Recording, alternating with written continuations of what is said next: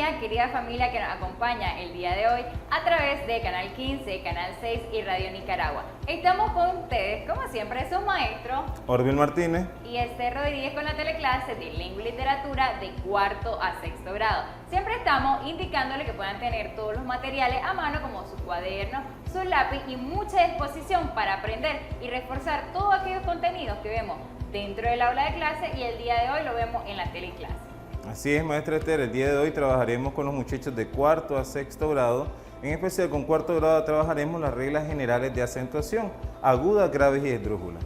En el caso de los muchachos de quinto grado, trabajaremos lo que son el hiato, el dictongo y el triptongo. Y con los muchachos de sexto grado trabajaremos lo que son los monosílabos, cuándo se tienen que tildar y cuándo no llevan tilde. Eso es lo que trabajaremos con ustedes el día de hoy. Muy bien, y ahorita quiero que ustedes observen en pantalla, para iniciar nuestra lectura, quiero que observemos juntos qué observan ustedes y comentemos, profe Orville. Ahora, ya que los niños lo tienen en pantalla, ¿qué podemos observar nosotros? Vemos un payaso, profe Orville. Sí, un payaso, muchas veces gracioso los payasos para los niños. Ajá, muy bien, con una pelota, está haciendo malabares, pero ¿qué vemos también a la par del payaso? Una casita, profesora Esther. Ah, ¿cree usted que esa sea una casita? ¿Casita de quiénes, profe? La casa donde viven los payasos, que popularmente le pueden decir los muchachos que es un circo. Ah, muy bien, es un círculo, diversos colores también. Es para llamar la atención, los colores es los símbolos de la alegría para los niños y el circo trata de llamar la atención de esa manera. Ah, muy bien, muchos de los niños, ¿será que saben la historia o qué es lo que trata el circo, profe? Incluso pueden dominarlo mejor que nosotros, porque a ellos les gusta ver los payasos, ver a aquellas personas que hacen malabares, o aquellos espectáculos que el circo lleva y nos muestra a nosotros como personas comunes y corrientes que estamos. Muy bien, y que muchas veces lo vemos en nuestra comunidad también. Así es. Y el día de hoy vamos a leer Vamos al circo. Yo quiero que ustedes lean junto conmigo, ustedes lo tienen en pantalla. Circo en latín quiere decir círculo. Por eso la pista de estos siempre es redonda. Los caballos y los jinetes fueron las estrellas de los primeros circos, combinando arriesgadas acrobacias que aún nos asombran. Más tarde fueron introducidos otros actos para variar el espectáculo. Así aparecieron los magos, malabaristas, animales amaestrados y los payasos, que son el único acto del circo que no necesita presentación. El lugar donde se desarrolla el espectáculo es una carpa y en la pista es donde actúan todos los circenses, con sus piruetas y saltos que causan diversión, y la emoción contagia de múltiples risas y carcajadas a todo tipo de público. El circo es una forma de diversión en familias que gusta a pequeños y grandes, sin importar su cultura y nacionalidad. Muy bien, profe Orville, ya hemos leído, yo sé que los muchachos también lo tenían en pantalla, pero vamos a hacerle la pregunta directamente a ellos. ¿Han visitado circos ustedes? También le podemos preguntar a profe Orville. Profe Orville, ¿usted ha visitado circos? Sí, 1 o 2 circos lo más, no he sido como nuestros estudiantes que han visitado varios circos. Ah, muy bien. Y de eso, profe Orville, que usted ha visitado, ¿qué es lo que más le ha gustado, los espectáculos que ellos nos dan? Bueno, en un circo vi un tigre que realmente dio bastante miedo porque estuvo alrededor del público y cualquiera piensa, ¡hala, nos come el tigre! Pero otro es que llamó la atención bastante es los payasos. Los payasos son un símbolo de alegría, les decía, y pueden aparecer en cualquier momento y causar una carcajada a todo el público. Esos son uno de los que llaman mucho la atención. Muy bien, profe Orville. A mí en lo personal me gustan los que hacen acrobacias porque he intentado hacerlo con pelota, profe Orville, y no puedo. Y muchos de nuestros estudiantes sí pueden también. Sí, imagínense estar colgado en un cable, tratar de pasarlo de lado a lado, eso es algo difícil. Ellos llevan mucha práctica para poderlo realizar desde pequeños y ellos tienen bastante dominio. Ellos son unas personas muy inteligentes porque eso no lo hace cualquiera. Estas hazañas, estos movimientos que realizan ellos es práctica a diario, práctica que es necesario para ellos para el espectáculo que muestran. Muy bien. Y la pregunta que tenemos a ustedes también y para nosotros, ¿qué valor le damos a esta gente que trabaja dentro de los circos, profe? Estas personas que trabajan en el circo son unas personas que dan la entrega no solo para la satisfacción de ellos, sino para la satisfacción del público que lo ve. Las personas del circo que trabajan día y noche para tratar de sacarle una carcajada a ustedes, para alegrar a sus niños, alegrar a tu mamá, a tu papá, son unas personas que muestran ese valor, esa entrega desinteresada por mostrarle la felicidad o darle un momento de felicidad a cada una de nuestras vidas. Y qué bonito también, profe Orville, que ellos disfrutan también de su trabajo. Así es, imagínense, yo no me imagino pues estar colgado, hacer un malabar, es algo imposible para mí, pero ellos tienen esa gran habilidad, esa gran destreza que la muestran hacia el público en general y que gracias a Dios y gracias a ellos, pues nosotros somos capaces de verlo y vivenciarlo y sacarnos aquel asombro que necesitamos muchas veces en nuestra familia o en nuestra comunidad. Así es, así que si ustedes tienen un circo cerca de su casa, pueden visitarlo junto con su familia para ir a recrearse y entretenerse sanamente, profesor Orville. Así, el circo más que todo es para la familia. La familia es para que se reúna, disfrute, conviva y cree esos lazos familiares que son muy necesarios para nuestro país en la actualidad y disfrutar de un momento de no celular, no televisión, sino es algo que nosotros vivimos en el momento y aprovecharlo junto a mamá, junto a papá, junto a la abuelita y disfrutar ese momento donde puedes ver un tigre que jamás lo hemos visto, un camello, un elefante, una jirafa. Entonces hay circos que nos muestran todo tipo de atracción y nos gusta deleitarnos con ellos. Muy bien, y como era el título, profe, de la lectura, vamos al circo, pero también dentro de la lectura yo sé que muchos de los niños que estaban poniendo atención a través de su pantalla veían unas palabras que estaban acá subrayadas, profe Orville. Así es. En negrita. Es cierto, teníamos palabras, por ejemplo, aquí tenemos una diversión, teníamos espectáculo, son palabras que estaban enmarcadas en negrito. Tenemos la palabra hiciste, pero lo vamos a trabajar continuamente en el transcurso de nuestra clase después de la pausa que tendremos a continuación.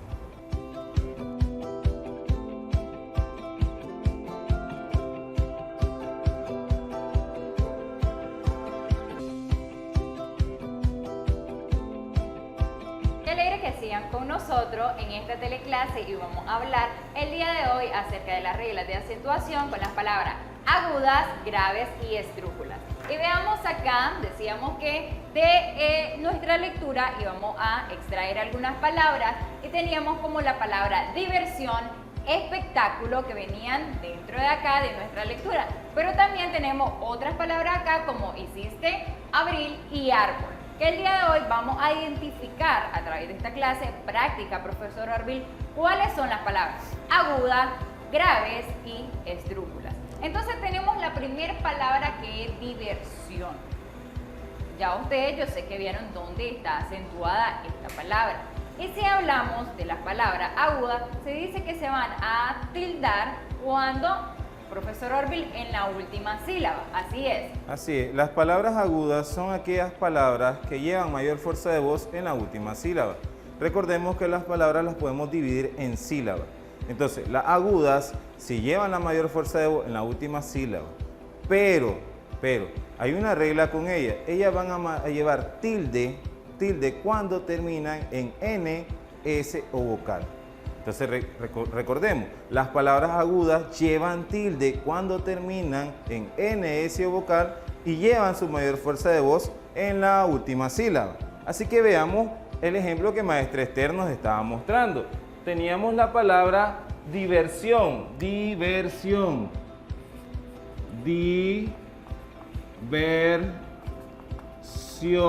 ¿Dónde lleva la mayor fuerza de voz?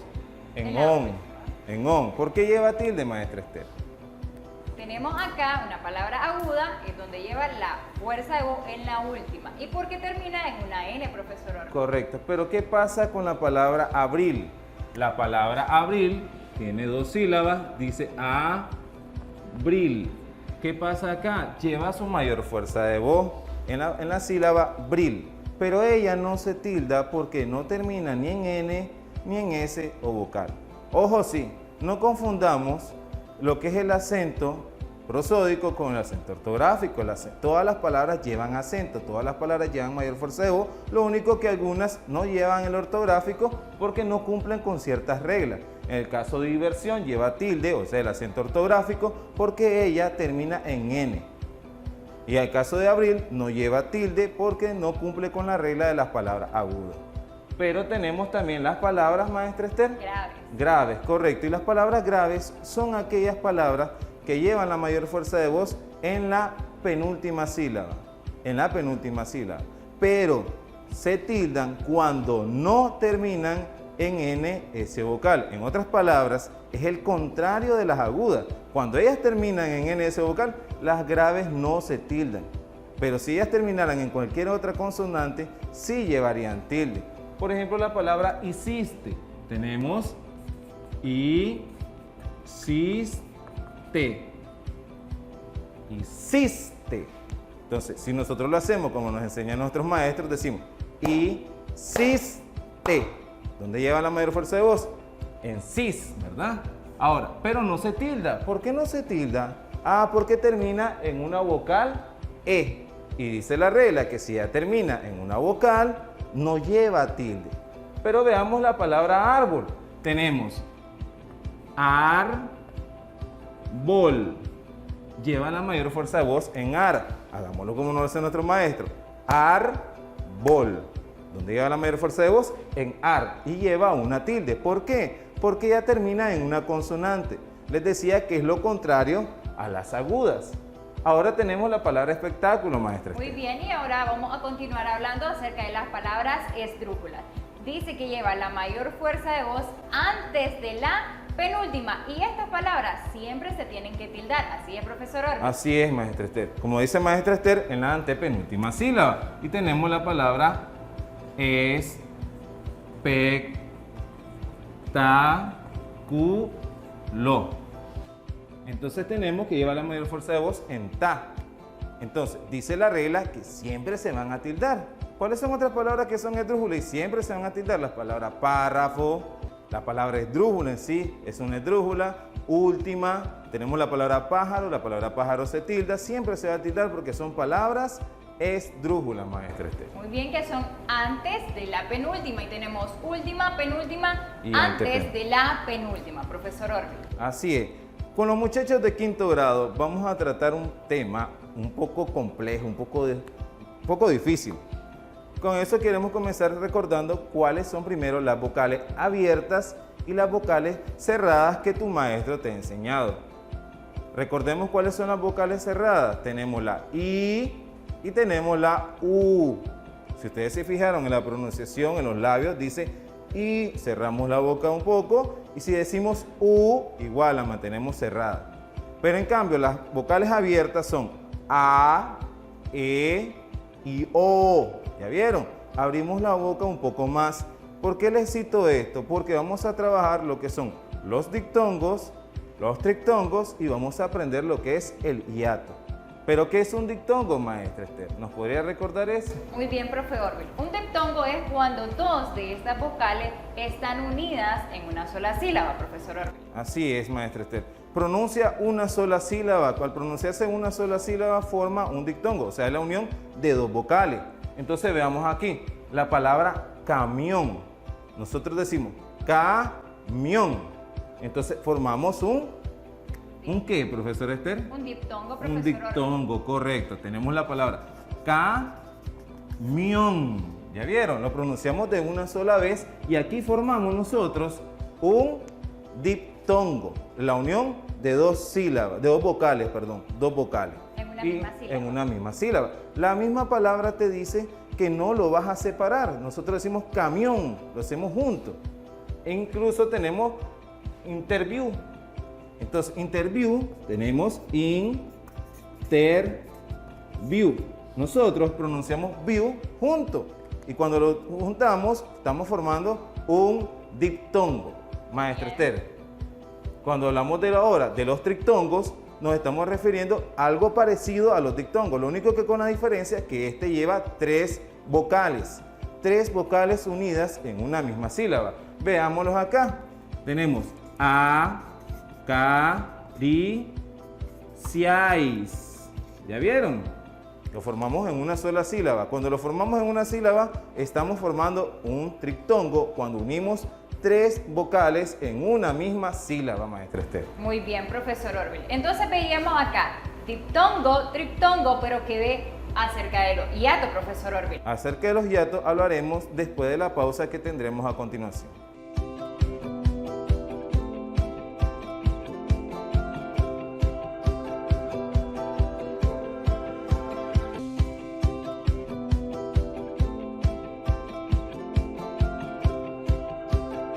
Profesor Orville, y así vamos a continuar con nuestra clase el día de hoy. Estábamos hablando acerca de los diptongos, decíamos que di 2 vocales, diptongos son 3 vocales, profesor Orville. Pero ahora vamos a seguir hablando acerca del hiato. Dice que son 2 vocales que están en continuo, pero se van a separar a través de las sílabas, profesor Orville. Así es, el hiato es muy diferente a lo que es el diptongo o el triptongo. La función del hiato es separar las 2 vocales que están unidas y formarlas en 2 sílabas distintas. Maestra Esther les va a dar unos ejemplos que ya tenemos ahí en pizarra. Muy bien, entonces veamos acá la palabra raíz. Entonces decíamos que son 2 vocales que están continuas, pero cada una de ellas va a estar separada a través de diferentes sílabas. Entonces tenemos acá raíz, entonces ahí estamos formando lo que es un hiato. Continuemos con la siguiente palabra, que es decía.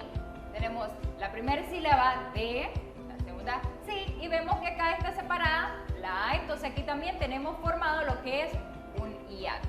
Y también tenemos lo que es la palabra prohíbe, profesor Orville. Coméntenos de esta palabra acá, que también es un hiato. Vean, tal vez han estado viendo que hay ciertas palabras que son graves y son agudas, que muchas de ellas no cumplen con la regla que habíamos visto anteriormente.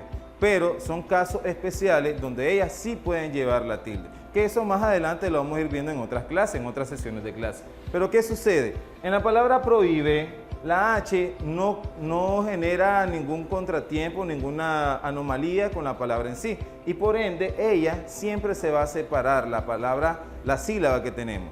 Pero, ¿por qué se forma el hiato? Por la simple pronunciación de la palabra. Nosotros decimos prohíbe.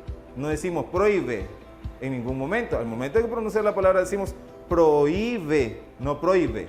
Igual sucede con la palabra decía. ¿Ya escucharon la pronunciación? Decía, no digo yo, decía.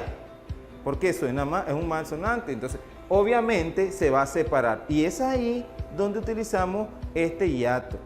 Muy bien, profesor Orville. Y así vamos a continuar con los otros ejemplos que tenemos acá. Yo quiero que ustedes me ayuden a poder identificar esta palabra que es teatro.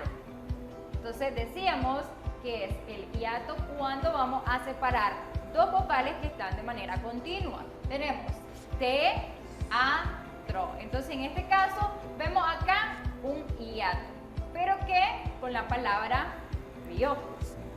Vemos 2 vocales acá juntas. Pero vean acá, esto es del verbo reírse. Por lo tanto, va en una sola sílaba y va a ser un diptongo. Pero si hablamos acerca de río, un sustantivo, acá sí vamos a hacer lo que es el hiato, separarlas cada una en sílaba. Río, río. Entonces tenemos acá del verbo reírse, río, va a ser un diptongo, va a ir de manera en una sola sílaba. ¿Así es, profesor Orville? Así es, maestra Esther. Ahora vamos a hablar con los muchachos de sexto grado. Acuérdense que con los muchachos de sexto grado estamos trabajando monosílabo. Cuando hablamos de monosílabo, estamos trabajando una sola sílaba. Y vamos a ver que hay diferencias, hay casos especiales donde estos monosílabos llevan una tilde.